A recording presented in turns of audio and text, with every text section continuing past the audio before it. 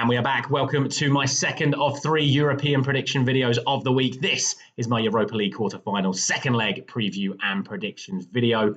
Once again, coming from my hotel room in Portugal. So again, if you didn't do so yesterday, please do consider dropping a like on this video because this is taking a lot of effort to try and get these videos out for you this week. But hopefully we'll be back to our usual efforts on Friday morning. As for today, we have got 4 matches to talk about in the UEFA Europa Conference League. But if you did miss yesterday's video, you can check out the link at the top of your screen right now, covering all of my Champions League predictions for tonight and tomorrow's matches. And don't forget to subscribe with notifications turned on. Don't miss out on tomorrow's video, which will be all of my Europa Conference League quarterfinal second leg previews and predictions as well. But without any further ado, let's look ahead to these 4 matches taking place over the next couple of nights. And we got 2 out of 4 last week. It was a tough run in the Europa League once again, but I'm not too disappointed with any of the predictions I made regarding last week's fixtures. Obviously more on those when we get to the predictions this week. But without any further ado, let's get straight into it. The opening game on Thursday sees Bilbao taking on Rangers back in Spain after a goalless first leg. I did warn that a goalless draw could be possible for this game, especially if Rangers decided to sit back. And that decision was kind of taken out of their hands when the referee decided to dismiss Proper just 12 minutes into that first leg. In my opinion, it was a harsh decision, but still the correct decision. You don't want to see red cards, especially at an early stage into a European quarterfinal. But I think the right decision was made. But like I said, it did force Rangers to sit deep. And with them sitting back, it did allow that 0-0 draw to occur. But let's not forget what I'm calling the Alex Berenguer moment of madness, where firstly, he thought he scored. Then the goal was ruled out for offside. But then they deemed there was a Rangers handball in the build-up to the offside, which led to the goal. Therefore, the decision was overruled from a goal to a penalty. But then Berenguer took the penalty himself, and reserve goalkeeper Kelly, coming in for Jack Butland, who had a really poor run of form for Rangers recently, saved the penalty, meaning that the game did end up finishing 0-0. Unbelievable drama in that first leg. And it does give Rangers a chance to go to Spain and get this, essentially play the same way and get a draw to force extra time and penalties. I'm going to say this right now. I do not see Rangers winning this away leg. I would be stunned if Rangers actually win the away leg outright. I think if they're going to progress, it's going to come from a penalty shootout, but that is not beyond the possibilities of what they are capable of. At the weekend, Bilbao made it a 3-1 victory. Coming from behind, they rested key players from their starting lineup, went 1-0 down, brought them on in the second half and ended up winning 3-1. For Rangers, they needed a 96-minute equaliser to draw away at Aberdeen, but they did change their entire team apart from Kelly in goal. So I'm not going to be too critical on them for drawing that one away from home. They've, like I said, their priority is getting through this game. They've already given up the title race to Celtic in Scotland. So all that matters for them is getting the result in this second leg.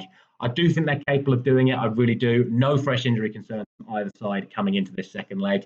Only suspension is Proper for that red card in the first leg. I think it's well poised. I think Rangers have a chance, but I think it's foolish not to go for Bilbao to get the result here. Should be noted, they have had 3 0-0 draws before that 3-1 victory at the weekend, but I'm going for Bilbao to edge this second leg. I'm going for a 2-0 victory to the Spanish side. Next up, it is Eintracht Frankfurt taking on Tottenham Hotspur. It was Ekitike, the man in form, with a brilliant finish from outside the area to give Frankfurt the lead at the Tottenham Hotspur Stadium. But that finish was more than matched by Pedro Porro's brilliant back heel just before half-time. From there, Spurs should have won the first leg. I don't care what anyone says. They hit the woodwork 3 times, and that header with just 10 seconds left from Mickey van der Ven, he had to score to give Tottenham the lead going into the second leg, but he didn't. He headed it into the ground, it hit the bar, and it's a 1-1 draw to take back to Germany. And for me, that is enough to suggest that Frankfurt win it from this position anyway. If you want any more reason as to why I think Frankfurt win it from here, they breezed past Heidenheim at the weekend, a 3-0 victory, so much so they took off key players with at least 20 minutes to go in that second half. They're going to be well rested for this one. Spurs near enough played a full first team with their away game at Wolves at the weekend, and they lost 4-2. Good news for them is Kulusevski made his first appearance in a while coming off the bench, and he in fact scored Spurs' second goal in that match. But the way they defended, especially the look from the goalkeeper as well, it was not a good look for Spurs. 4-2 defeat. Frankfurt winning 3-0. They've got to travel to Germany. Frankfurt are brilliant at home. Spurs are languishing in the Premier League. Frankfurt are well in the Champions League places for next season in the Bundesliga. For me, I would be shocked if this is anything other than an Eintracht Frankfurt win. I'm going for a 3-1 victory to the German side, which then takes us to the prediction I'm most pleased with from last week, which is Lazio and Bodo Glimt. I got a fair amount of stick in the comments for saying that Bodo were going to win last week, but not only did they win, they had 3 XG and 6 big chances created. Lazio could only muster 0.4 XG from 0 big chances created. So the actual only disappointment from a Bodo Glimt perspective is the scoreline's only 2-0, which means that Lazio do have a chance of getting themselves back into this game and progressing to the semi-finals. What I would say, though, is that Bodo didn't play this weekend. So they're going to be fully rested. They're going to have everyone available for this second leg. They've also got no suspensions coming into it either. Lazio could only muster a 1-1 draw at home to Roma, although, to be fair, Roma are in pretty decent form at the moment.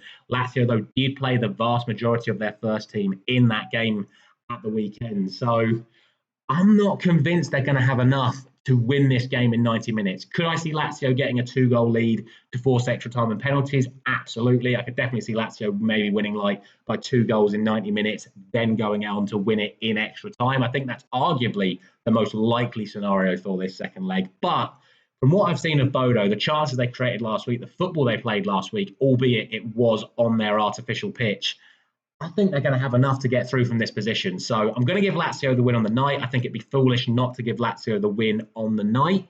But I'm only going to go for 2-1, which will be enough for Bodo Glimt to progress. Let me know your thoughts on that one down in the comment section below. And then finally, the game I don't want to talk about, which is, of course, Manchester United, where all the talk coming into the game at the weekend was all about Andre Onana and the mistakes that he made for the 2 goals that Lyon scored last week. And then Manchester United put Bayindir in goal for the game against Newcastle, and then he cocked up as well, and Newcastle won 4-1.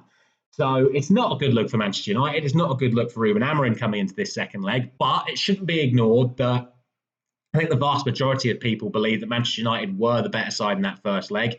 I certainly know the Lyon players and a lot of Lyon fans believe they were the better side in that first leg. But to be honest with you, I don't think either side played particularly well. And I think Manchester United had the better of the chances in that first leg. So I do believe that Manchester United should still be considered the favourites to win the tie from this position, especially given the fact they've drawn the away leg and you would expect them to then win the second leg at home. But I say the disarray surrounding what happened in the Newcastle game and the drama with Onana from the first leg, and the fact that Lyon managed to get a 3-1 away win to Auxerre at the weekend, playing their first team, winning it pretty comfortably from what I could tell, and coming away from it completely unscathed. Meanwhile, Manchester United had an injury to Xerxes, which is going to see him miss the remainder of the season. I can't sit here with any confidence, even as a Manchester United fan, and say that we are going to win this second leg outright. So I'm only going to go for a 1-1 draw. My hope is that Manchester United then take the win in extra time and penalties, but I just don't know. Like I say, Manchester United should be considered the favourites, but I'm not confident enough to give them the win right here, right now.